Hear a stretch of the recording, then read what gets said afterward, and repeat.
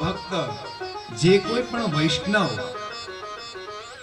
નારાયણનું ખાલી નામ પણ લે ને તો તેને તમારે સ્પર્શ ન કરવો. રાજા પરીક્ષિતને સુખદેવજી તેમ કહે છે કે ભગવાન નારાયણના નામનું આટલું મોટું મહત્વ છે. આપણે ઘરની અંદર ઘણીવાર એવું બને, પહેલાના જે કોઈ પણ બધા નામ રાખતા હતા પોતાના બાળકોના, તો લગભગ બધા ભગવાનના નામ ઉપર નામ રાખે. હરતા ફરતા, ખાતા ઉઠતા બેસતા જેટલી વખત પણ જાણીને કે અજાણતાથી પણ આપણાથી ભગવાનનું નામ લેવાય. એટલે આ પ્રકારે આ અજામિલે પણ અંત સમયે જ્યારે આ ભગવાનના નામનું સ્મરણ જોયું અને આ બંને દૂતોની વાત સાંભળી ત્યારે તેની આંખ ઉઘડી અને છેલ્લે તેને આ ગૃહ ત્યાગ કરી અને વનમાં જઈ અને ભગવાનનું તપ કરવા લાગ્યો અને છેલ્લે તે મોક્ષને પામ્યો છે. આ પ્રમાણે સુખદેવજી રાજા પરીક્ષિતને કહે છે કે આ ભગવાનના નામનો મહિમા છે. હવે આ ભગવાનનું એક અમોઘ શસ્ત્ર કે જે નારાયણ કવચ નામે પ્રચલિત છે, તો હું તમને તેની પણ એક કથા સંભળાવું છું.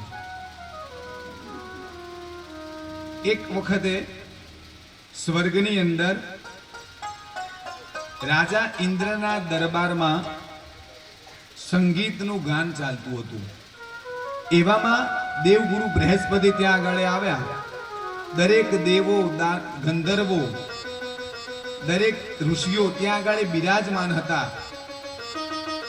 ઇન્દ્રએ દેવગુરુ બૃહસ્પતિને આવેલા જોયા પણ તેમની અવગણના કરી અને પછી દેવગુરુનું ત્યાં માન ન જળવાયું એટલે દેવગુરુ અપમાનિત થયા એટલે ત્યાંથી ચાલ્યા ગયા. આ બાજુ ઇન્દ્રને ખબર પડી ગઈ કે આપણા ગુરુ આપણાથી રિસાયા છે. તે તેમને મનાવવા માટે તેમના ત્યાં ગયા આશ્રમે અને ત્યારે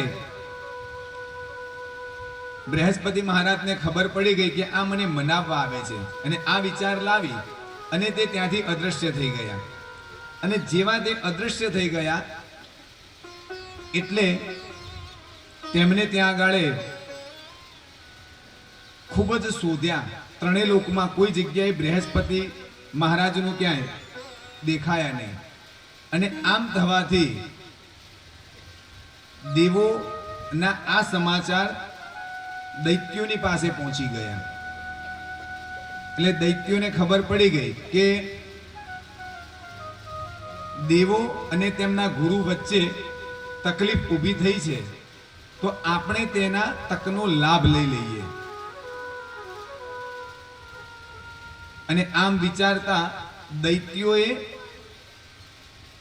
સીધું દેવો ઉપર આક્રમણ કરી અને ત્યાં યુદ્ધ કરવાની તૈયારીઓ કરી. હવે ગુરુ જ એક એવો માર્ગ છે કે વ્યક્તિના જીવનમાંથી જ્યારે ગુરુ જતા રહે ને ત્યારે તે કોઈ તરફનો ના રહે. ત્યારે દેવો બ્રહ્માજીની પાસે ગયા અને તેમને કહ્યું કે હવે ગુરુ તો છે નહીં, તો મારું આ પૌરોહિત્ય કોણ કરશે? અમને સાચો માર્ગ કોણ બતાવશે? ત્યારે તેમને કહ્યું આપ વિશ્વરૂપ નામના બ્રાહ્મણ છે કે જે દેવગુરુ જેટલા ઉપાસક છે. આ વિશ્વરૂપ જે છે તે દેવો અને દાનવો આ બંનેથી સંલગ્ન છે અને તેમનું મોસાળ છે તે દૈત્ય કુળમાં થાય છે. એટલે વિશ્વરૂપને દેવો ત્યાં પૌરોહિત્ય કર્મ સોંપે છે.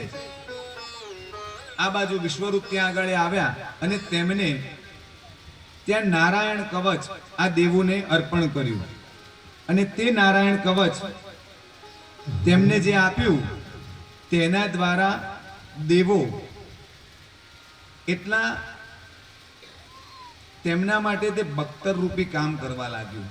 અને ચારે દિશાની અંદરથી રક્ષણ થવા લાગ્યું અને તેમને દૈત્યો ઉપર સામનો કરી આ નારાયણ કવચનો પાઠ કરી અને સ્વર્ગનું રક્ષણ કર્યું. સુખદેવજી કહે છે કે આ નારાયણ કવચ નામનું આ જે પાઠ છે એ જ્યારે વ્યક્તિ, ઘણી વખત સ્ત્રીઓ જ્યારે ગર્ભિણી હોય અને તેના ગર્ભને લગતું આપણે જેમ ભારદોરી બનાવીએ છીએ, તો આવા સમયની અંદર અથવા તો કોઈ પણ યાત્રાએ જતા હોઈએ કે એવા સમયમાં જ્યારે આ નારાયણ કવચનો પાઠ કરવામાં આવે ને, તો તે આપણા ઉપર તે કવચરૂપી રક્ષણ થાય છે ભગવાન નારાયણનું. અને ત્યારે તે નારાયણ કવચની સ્તુતિ કરી દેવો કહે છે, હરિર્વિરદ્યામ મમ સર્વ રક્ષા ન્યસ્તાદ્રિપદન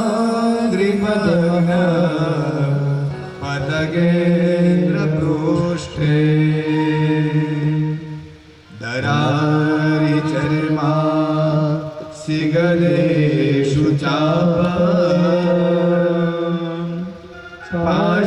પાશાદદાનો સગુણોષ્ટબાહુ